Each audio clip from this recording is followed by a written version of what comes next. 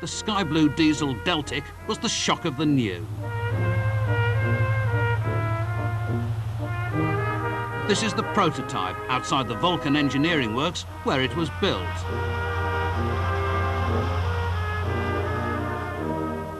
At 3,300 horsepower, there was nothing else that remotely, as a production type, came anywhere near it.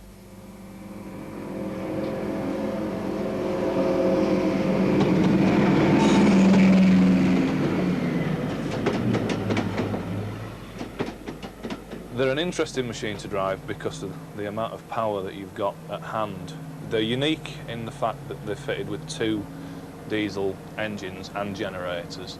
They were the only production class of diesel-electric locomotive built with 2 engine and generator sets.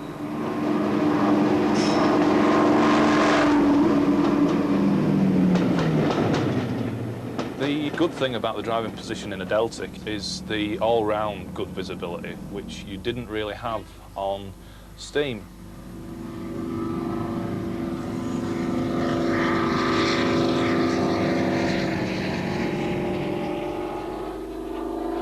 "22 Deltics replaced 55 steam locos hauling express trains up the east coast.